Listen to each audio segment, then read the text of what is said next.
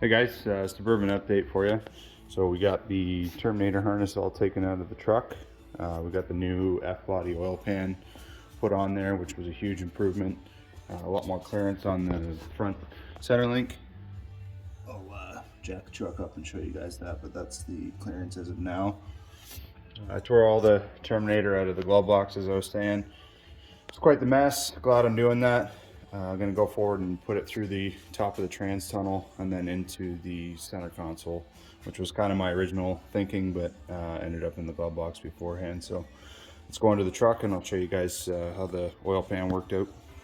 Okay, so here we are under the truck. Forgot to mention I also pulled the 4L80 out, so you can see the massive improvement with the F-body oil pan on there.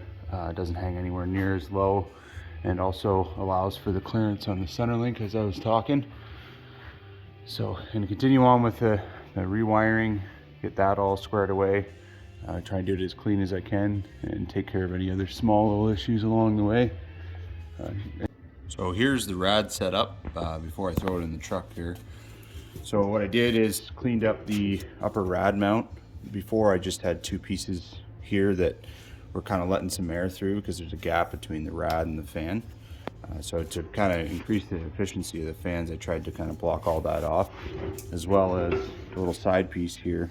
I just kind of added on with a couple of riv nuts and some stainless bolts. Also added some saddles for the upper rad hose just to hold it in that place so it's as far as away from the intake, as it can be. And then this is a new addition this year. These are pulse width modules for the fans. They come off of a 07 to 09 Ford Fusion, and they're actually the same pulse width module that is on a C6 Corvette, just rebranded. And I think these ones are made in Mexico and the C6 ones were made in Germany or something, but virtually the same model, virtually the same module, just made made in two different places. So I'm gonna try those this year, try to ramp these fans up rather than just turning them on. It was pulling too much amperage. So I've got everything ready to go in the truck here. And then again, that's my new rad setup on the top there. And yeah, so I'm gonna throw it in the truck, see how it fits, make sure there's no interferences, and wire it up. All right, so I've got the rad put back in the truck now. I'll wire it in. So I've got the two pulse width modules here. So everything's fitting up good. The rad hose looks good. Looks like it's going to clear the intake a little bit better, maybe a bit here, but not much you can do with the port there. Ideally, if I was going to do it again, I think I'd order a rad with the port on the other side. So anyways, so we've got the fans wired in. We've got the ground here down at the bottom, right to the frame for the fans, because obviously they draw a bit, as I found out, at full tilt. So harness goes all the way back along here underneath the canister, around the windshield washer tank, or fluid tank I should say, and then back to these relays here. So I've got each fan on its own relay, just again because of the draw that they can pull on startup. But as I said before, trying to help that with these pulse width modules. So the mount itself I made new. Just kind of goes through the factory holes in the rad cradle. Just kind of gives a clean, smooth look. So I'm just going to continue on here, bolting everything back together and wiring in all the new additions. Okay, so we got the intake back on now. Just going to do an overview, I guess, of everything that changed so far. So we pulled the Terminator out of the glove box because everything in there was just too messy. So the Terminator itself is now going to mount up through the trans tunnel into the center console. So the harness right now comes up through the back of the intake, kind of keeps everything a little bit cleaner and not as much jumbled wiring on the main harness there. So basically that harness along the back is just the factory harness and what's left of it, and then everything else is just behind the motor, kind of in the trans tunnel, or just kind of where the cam sensor is. Also rad in, as I already mentioned, intake back in, clearance is a little bit better here on the rad hose. Also, with this whole pulse width module fan addition, I was using the pulse width on the Holley on one of my outputs for the alternator. So I've got a 2-pin alternator I'm using on this, 160 amp. I actually, instead of using the Holley to control the alternator, I'm now going to use it to control the fans. didn't want to take up another output on the Holly to also run the alternator, so I installed a pulse width module controller, just an Amazon unit. Haven't set it up yet, haven't turned the truck back on after rewiring yet, but I'm going to use that to set the voltage on the alternator. So I'm hoping for good luck on that. Some guys have already done a write-up on their experience with using the same controller, so that's where we're at. I'll take you guys underneath the truck now and kind of show you how the new wire routing went and where it's going to go into the center console. Okay, so like I said, here we are under the truck.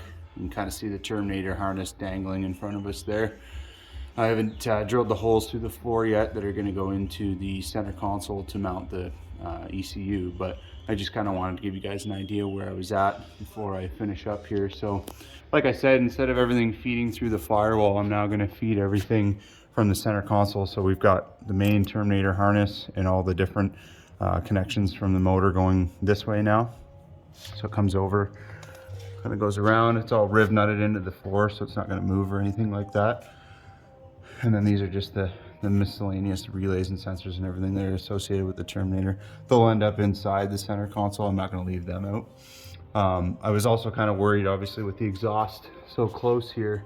I kind of wanted some additional protection, so I purchased some of this DEI heat wrap to try and help with any heat that'll come off the headers and exhaust to protect these wires. I mean, there's a good distance there. It's probably 5-6 inches, but rather safe than sorry. You know, if you're doing a big gnarly burnout and you got heat coming off the headers, it isn't super far away from the headers themselves. So you've got the crank sensor going through here as well. I did a little catch here just to make sure nothing's going to rub and keep it away from the heat as well. This is also heat wrapped to the starter. It's just your regular starter wires, including that crank sensor. So let me get this wrapped up, and then I'll show you guys kind of the final product before I throw the transmission in. All right, guys, so here we have it, the final product, all wrapped up with the DEI heat wrap and going into the center console. So came out not bad. Keep in mind, if I was doing this again, I think I would buy one of those unterminated Terminator harnesses, and I wouldn't do it this way because this is just a standard length Terminator, which kind of makes it as to why I had to do some kind of messing around as I did, rather than just running the wires all individually and getting all the right lengths and everything like that. I kind of had to work with what I had. So I'll take you guys into the truck and show you the computer mount and how that all played out. So as I said, here's the center console of the truck where I decided to put the computer. So you can see I made a little mount here that mounts to the center console itself. There's a steel reinforcement underneath here, so it's kind of a good place to mount. Just a piece of bent aluminum. Let's see better on this side here. Piece of bent aluminum with some riv nuts on the top. Nothing too fancy. And then there's all the wiring coming through the floor there, where it came up from the trans tunnel. Moving on to the next order of business, the tranny pan is off the junkyard trans number 3. So far this transmission's been the best of the 3 that I've had in the truck, and I've had virtually no issues with it, but I've also kind of worked through some transmission shifting tuning. So far we pulled the pan off, and the pan itself actually looks pretty good. A couple little small pieces in the bottom there, but nothing too alarming. So I'm going to go ahead and clean this up and end up running this tranny this year with the Circle D converter. So come tomorrow, I'm going to throw the transmission back in the truck and hopefully go for the first toot. I just put the battery back on after getting the whole harness and everything wired up in its new location in the center console. So tomorrow I'll fire the truck back up and just make sure everything's functioning as it should, and get all new fluids in it. If you guys like what you're seeing, make sure you comment, like, and subscribe, and stay tuned for more content.